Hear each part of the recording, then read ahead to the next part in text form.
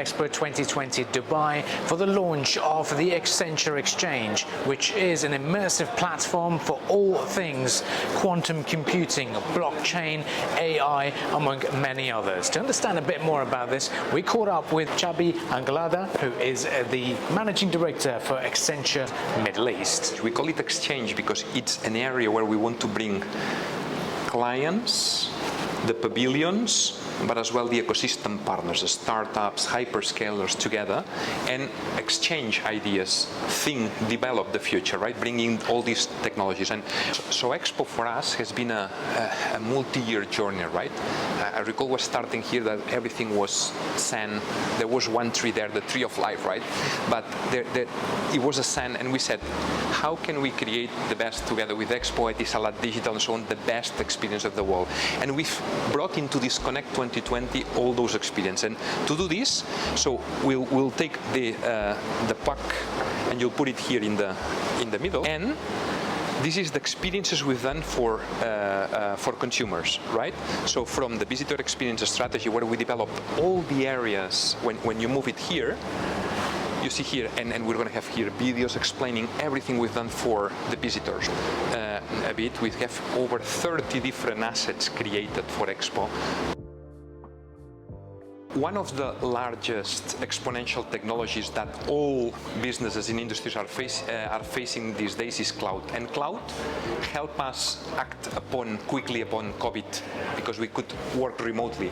What we've brought here is a replica of the cloud exchange that we created in New York to bring to our clients a bit how cloud is pervasively transforming all their industries, right? One of the challenges of cloud, especially adoption in this part of the world, there is the concern around security. And actually we say it's quite the opposite. The reality is that the amount of dollars being invested in innovation and in new services and security in the cloud is much higher than the individual sums that you as a company will be able to do in cybersecurity, right? Cloud enables fast-moving innovation. And yes, it optimizes cost and actually reduces carbon footprint. We created this space. Then we allow our clients to experience the stories and so on, to educate themselves about the benefits that they will get from using cloud. So what's the big challenge here? Because when you talk about data, there's a lot of data. It's a huge space. There's a lot of people coming down. So what were the challenges of making sure that you live up to the expectations of your own expectations and the pavilion's expectations? So talk to us a little bit more about the challenges.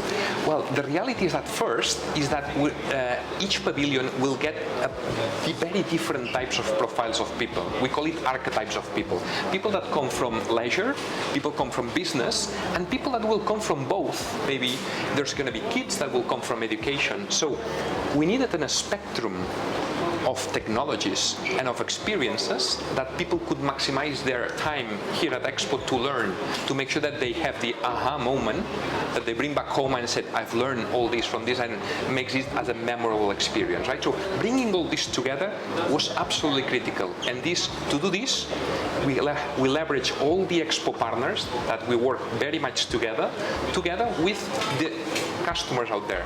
We tested everything from individuals to businesses and so on. What do they expect? How do they understand Expo? Because Expos are not well understood, right? So we had to reframe what an Expo is and how to understand it. And your thoughts on it so far? We're well and truly into the first month, and we're getting through. Apart from the weather, how's the Expo been for your team and yourself? If I need to mention about Expo, I would say this is a live event that runs for 6 months. And why I say live is that it reinvents constantly. Because when you see the startups that showcase across the country pavilions or Expo Live pavilion, and they interact, you see them evolving on what they do, how they do it, and so on. So I'm seeing a very lively event that will transform completely the thinkings from day one till 30th of March when we close off the doors, right?